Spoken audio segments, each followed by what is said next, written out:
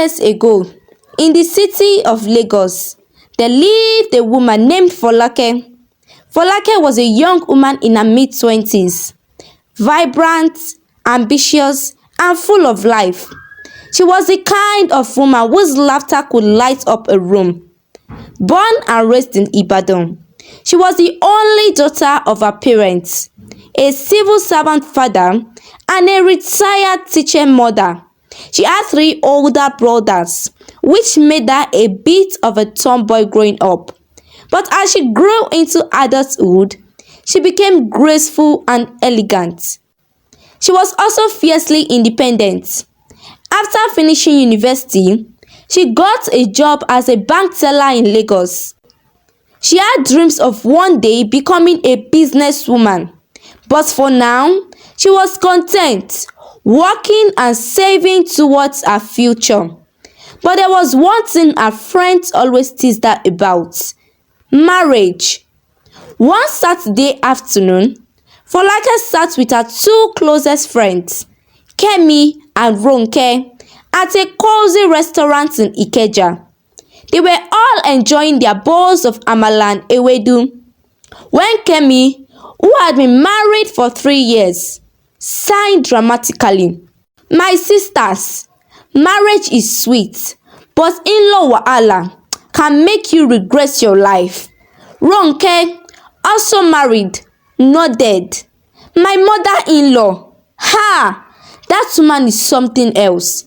She once made me cook 3 different soup in one day because she didn't like the first 2. Folake burst into laughter, nearly choking on her drink. "You people are lying. It cannot be that bad. How can someone's mother just decide to frustrate their son's wife?" Kemi rolled her eyes. "You think we are joking, Abi? Wait till you get married. You will note that some mothers don't want to share their sons." Folake waved her hands dismissively. Please, I beg. I cannot be afraid of someone because I married her son. If my mother-in-law tries rubbish, I will give it back to her hot. Ronke smirked. "You don't know anything yet." Folake laughed again. She had no idea that her words would come back to haunt her. A few months later, Folake met Bode at a friend's wedding. He was tall, dark, and charming, with a confidence that made her heart skip a beat. They exchanged numbers, and before long, they were inseparable. Bode was a hard-working businessman who ran his own logistic company. He treated Folake like a queen, and when he proposed after a year of dating, she said yes without hesitation. Her friends were overjoyed but also conscious. "Have you met his mother?" Kemi asked. Folake waved off the question. "Yes, and she seemed okay. She just looks at me strangely, but maybe that is how she is." Ronke shook her head. "I hope she doesn't turn out to be like those wicked mother-in-law." Folake laughed. "Abeg, stop scaring me. Nothing can spoil my happiness." If only she knew. From the moment Folake married Bode, Mama Bode made it a life mission to make her miserable. She would visit unannounced, criticize everything Folake did, and find ways to make her feel unwanted. One night, around 11 p.m., Mama Bode called from the guest room. "Folake, come here."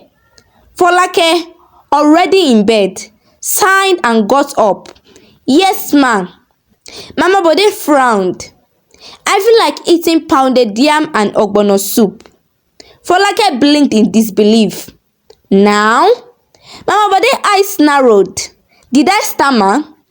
Folake wanted to refuse, but she knew Bode would say, "Just do it to avoid trouble." So, she went to the kitchen and spent over an hour pounding yam while fighting sleep. This became a pattern. Mama Bode would request impossible things at odd hours: fresh palm wine at midnight, goat meat pepper soup at dawn. When Folake complained to Bode, he shrugged. "You know she's just old. Manage her." manage her. Mama Bode's behavior worsened. She constantly insulted Folake, calling her lazy, useless, and unfit to be a wife. If Folake cooked, she would complain. If Folake cleaned, she would find fault. One afternoon, as Folake swept the living room, Mama Bode eased. "See how you are sweeping like someone who has no home training. No wonder you can't even give my son a child." Folake froze. "Excuse me?" Mama Bode snorted. "Excuse yourself. It's been over a year, yet no pregnancy. If you're a barren, better say it now." Tears burned in Folake's eyes, but she swallowed her anger. One evening, as Folake passed by Bode's room, she heard voices. She stopped when she realized they were talking about her. Mama Bode told Bode, "Bode, open your eyes. This woman is barren. 2 years, no child. Everyone would have given you a son by now." "Mama, stop. These things take time," Bode said. "Time, care. You are my only son. What if she never gives you children? You must marry another wife before it is too late." Folake felt her heart shatter. That night, Folake confronted Mama Bode. "Mama, why do you hate me so much?" Mama Bode scoffed. "So you now have guts, Abi?" Mama Bode scoffed. "So you have guts now, Abi? Maybe if you have used this energy to get pregnant, then we won't be having this discussion." Folake shook her head.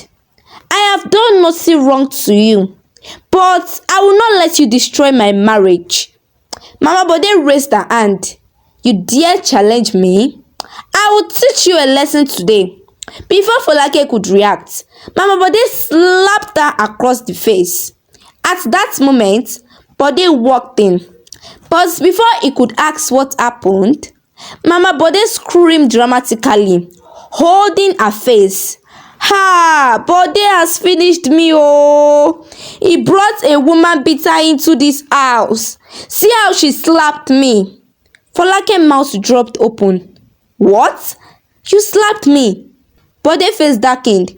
"Folake, did you lay hands on my mother?" "No, she's lying." Mama Bode sobbed. "You see how she is? Wicked woman. I told you she was bad luck." Bode turned to Folake. "I have had enough. Leave my house this instant." Folake gasped. "Bode, you believe her over me." Bode pointed at the door. "I said, leave." As Folake picked up her bags, Mama Bode smirked in satisfaction. Hey bestie, I hope you've been enjoying the story so far. Do you really think mother-in-law like this still exists? What would you do if you were in Folake's shoes? Please leave your opinion in the comment section down below. Now let's get back to this wonderful story. Folake stood at the doorway, her heart pounding. Body words echoed in her ears. I said leave. She looked at him one last time, hoping, praying that he would change his mind, that he would realize the mistake he was making. But Bode's eyes were cold, his face set in stone. Mama Bode sniffed dramatically. Good riddance. I said it from the beginning. This woman is no good. Tears burned in Folake's eyes, but she refused to let them fall. Not here, not in front of this wicked woman. She picked up a small handbag and stepped outside. The night air was cold against her skin, but the chill in her bones swelled from the weather. The house she once called home was no longer hers. The man she had loved, the man she had vowed to stand beside, had thrown her away like trash. And Mama Bode, that woman had won, or so she thought. Folake had nowhere to go. She had cut ties with many of her friends after marriage, focusing entirely on Bode. Now she regretted it. She scrolled through her phone, her fingers trembling. Who could she call? She thought of Kemi and Ronke. When she finally dialed Kemi's number, her friend picked up on the first ring. Folake, why are you calling so late? Hope no problem. Folake hesitated. Then her voice broke. Kemi, it threw me out. There was silence, then a deep sigh. Where are you? Outside the house. Come to my place now. Relief flooded through Folake. At least she wasn't entirely alone. Folake barely slept that night. When morning came, she was exhausted, her eyes swollen from crying. Kemi placed a cup of tea in front of her. So tell me everything. Folake recounted the entire story, from the insult to the slap to Bode's reaction. Kemi shook her head. I knew that woman was trouble, but I never thought Bode would be this foolish. Ronke, who had joined them, clicked her tongue. Some men never grow up. Their mothers control them like puppets. What do I do now? Folake whispered. Kemi sighed. You need to heal first, and then you will show them that you are not finished. Days turned into weeks. At first, Folake could barely function. She cried, questioned everything, even blamed herself. But one day, as she stared at herself in the mirror, she made a decision. She would not let them win. She reached out to her former boss at the bank. Luckily, they still had an opening, and within a month, she was working again. Then, she started dressing better, smiling more, and most importantly, rebuilding her confidence. And then, something unexpected happened. One afternoon, while at work, she felt dizzy. Her heart pounded.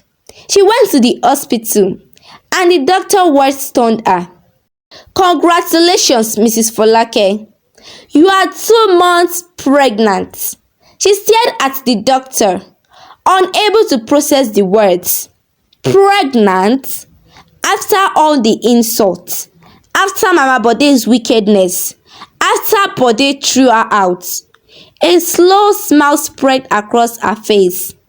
The battle was not yet over.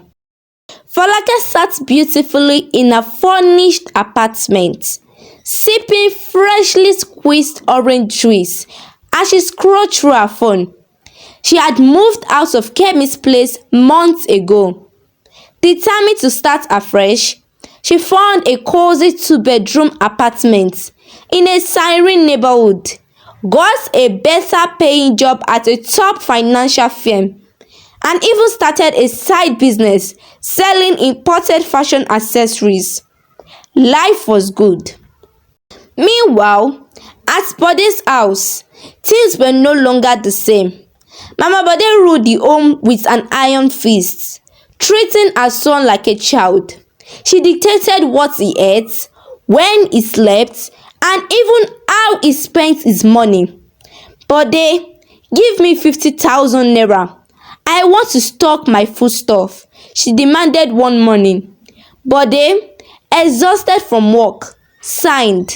Mama, I just sent you money last week. Mama Bode's eyes widened. So, am I not your mother? Do you want me to starve? Bode was beginning to realize the truth. His mother had never wanted him to be happy. She wanted control. And now that Folake was gone, he was the only one left to suffer her tyranny. It wasn't just the control. Mama Bode had promised to find Bode a better wife. But months passed and there was no one. Mama, where is the good woman you wanted me to marry? Bode asked one evening. Mama Bode shrugged. These girls of nowadays are all useless. No one is good enough for you. Bode sighed. Then why did you drive Folake away? Mama Bode scoffed. That's barren woman. You should be thanking me. That was the final straw. Bode stood.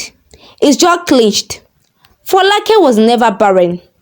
Mama Bode paused. What do you mean? She's pregnant. For the first time, Mama Bode looked genuinely shaken. What? Bode nodded. She's carrying my child and I threw her away because I listened to you. Mama Bode tried to recover. Well, maybe the child is not yours. Bode glared at her. Enough, Mama. You have ruined my marriage. Mama Bode swallowed. So what will you do now? Bode didn't answer. But in his heart, he knew he had to get his wife back. Bode tried everything. He sent gifts, messages, and even went to Folake's office. But she refused to see him. One evening, he managed to corner her in the parking lot. Folake, please just hear me out. She crossed her arm. I already heard you out when you told me to leave your house. Bode exhaled. I was wrong.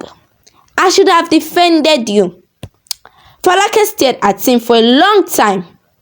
Then she shook her head. You don't deserve me, Bode. You never did. He grabbed her hands. But I love you. She pulled away. If you loved me, you wouldn't have let your mother treat me like that. Tears stung in his eyes. Please, Folake, give me one more chance. She sighed. You had your chance, Bode, and you wasted it. With that, she turned and walked away, leaving him standing alone in darkness. Months later, Folake gave birth to a beautiful baby boy. Kemi and Ronke were in the hospital with her, laughing and joking as she held her son. You are a strong man, Folake, Kemi said. Folake smiled.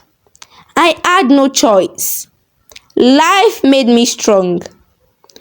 Ronke smirked. So, are you going to tell Bode? Folake sighed. He already knows, but that doesn't change anything. Kemi frowned. What if he came back again? Folake looked down at her baby and smiled. I am not looking back. I am moving forward. And for the first time in her life, she truly meant it. The moral of this story is this. Respect and love in marriage should be mutual. A spouse who allows others to mistreat their partner is not truly committed. Stand up for yourself. Know your worth and never stay where you're not valued. Walking away from a toxic situation is not a loss. It is a step towards a better future. Hi bestie, thank you so much for watching this amazing African folktale story. I hope you all enjoyed it and I hope you all learned something from this story. If you watched this video to this point, please kindly hit on that subscribe button. Like this video, share with your friends and your loved ones. And most importantly, please leave your opinion in the comment section down below.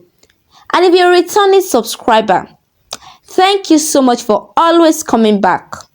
And I'll see you in another video. For now, bye!